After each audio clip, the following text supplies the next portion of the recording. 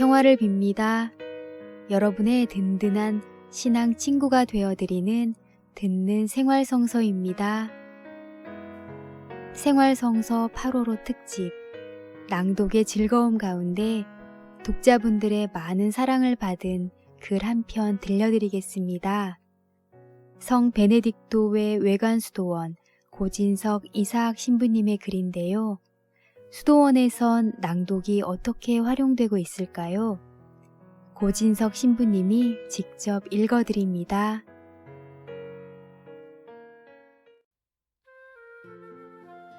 낭독을 권하는 이유. 제가 초등학교에 다니던 때만 해도 신문을 운율에 맞추어 소리내며 읽던 어른들이 있었습니다.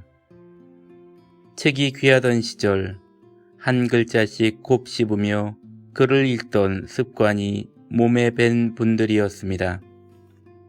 글은 소리를 내어 읽어야 제맛이라 여겼고 책 읽는 소리가 담장을 넘어 들려야 잘 되는 집이라 칭송받았습니다.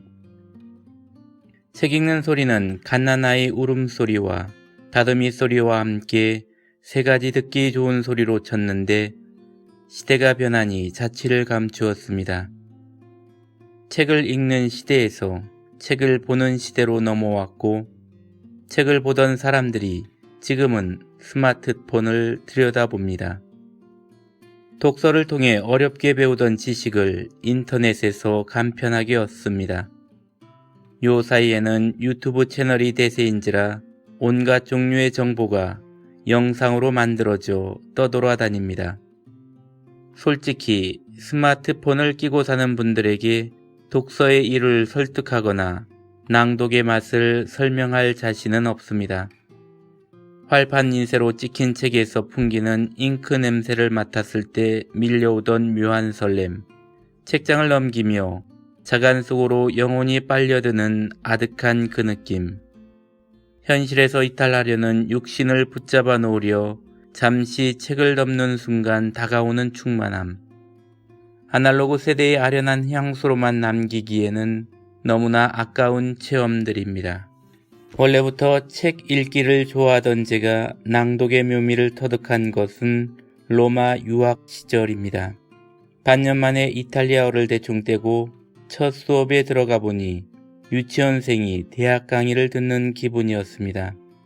열심히 하는 척이라도 하려고 맨 앞자리에 앉았는데 교수와 나 사이에 유리벽이 가로막혀 있는 느낌이랄까? 무슨 말인지 당체 알아들을 수 없었습니다.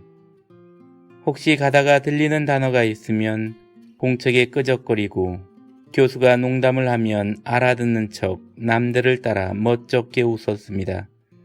수업은 그냥 앉아 있으면 되는데 시험은 구두로 치는지라 걱정이 이만저만 아니었습니다. 낙제를 할까 전전긍긍했습니다. 예상 문제의 답안을 미리 작성하고 큰 목소리로 읽으며 외워나갔습니다.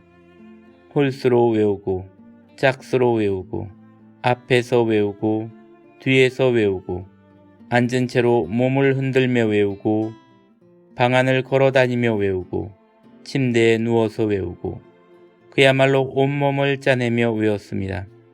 옆방 사는 동료가 뭘 그리 읽어대냐고 핀잔을 줄 정도로 유난을 떨었습니다. 첫 시험을 무사히 통과한 후 3년 내내 그런 식으로 공부했습니다. 머리로만 하던 공부를 몸으로도 할 수 있다는 걸 깨달았습니다. 독서 100편 의자현. 책을 100번 읽으면 뜻이 저절로 온다는 선인들의 말씀이 일리가 있었습니다. 한문을 공부할 때 천자문, 동몽선습, 명심보감 같은 초보 교재를 떼면 맹자를 3000번 읽어서 물리를 튀었다는 말이 이해가 되었습니다. 처음에는 단어 하나씩 띄엄띄엄 읽다가 익숙해지면 문장을 단숨에 읽고 나중에는 한 단락씩 읽게 됩니다. 하지만 이해되지 않는 부분이 오면 매끄럽게 읽히지 않고 끊겨버립니다. 그리하여 그 부분을 반복하여 읽다 보면 아버지 가방에 들어가신다가 아니고 아버지가 방에 들어가신다로 읽어야 한다는 걸 스스로 터득합니다. 낭독은 송년들의 말씀을 100번, 1000번 거듭 읽으며 문자 속에 녹아있는 정신적 자양분을 뽑아내던 옛 선비들의 공부법이었습니다. 우리 수도에 전통적으로 내려오는 기도인 렉시오 디비나도 알고 보면 낭독을 기본으로 하는 고대 수도승들의 성경 독서법입니다.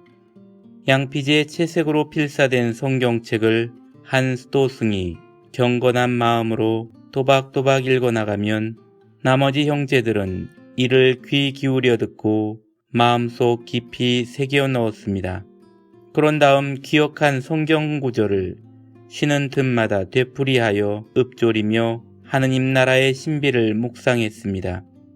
수도승들은 성경 말씀을 밥처럼 꼭꼭 씹어 먹으며 자기 것으로 소화시켰습니다. 그렇게 성경 말씀은 수도승을 하느님의 사람으로 자라나게 하고 수도승의 손과 발을 하느님 자비를 세상에 펼치는 도구로 만들었습니다. 낭독은 음식을 먹는 일에 비유됩니다. 음식을 입에 넣어 씹고 맛을 보고 소화하여 영양분을 섭취하는 과정이 본문을 읽고 그 뜻을 이해하여 지식으로 축적하는 과정과 비슷하기 때문입니다. 베네딕토의 수도 공동체가 전통적으로 지켜오는 식당 독서는 낭독의 효과를 극대화한 예입니다. 수도 공동체는 한 수도 형제가 책을 읽는 가운데 침묵 중에 식사를 합니다. 식욕이 한창 유동치는 때라 독서자의 목소리에 집중하기가 쉽지 않습니다. 음식의 맛을 음미하기도 바쁜데 책의 내용을 따라가려면 여간 신경 쓰이는 일이 아닙니다. 그럼에도 식당 독서는 수도 생활의 기본인 경청의 자세를 배우는데 많은 도움을 줍니다. 복잡다단한 일상의 소음에 묻혀있는 하느님의 목소리를 분별하는 훈련인 셈입니다. 개인적 차원이건 공동체적 차원이건 그리스도교 수도 전통에서 낭독은 경청과 분별의 능력을 배양시켜 줍니다.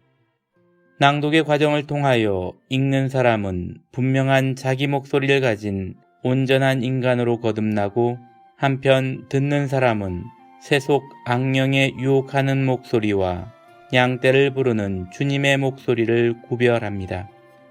낭독은 교회 안에 여전히 유효한 독서법이며 성경 말씀을 배우고 익히는데 탁월한 위치를 차지합니다. 이것이 제가 여러분들에게 낭독을 권하는 이유입니다.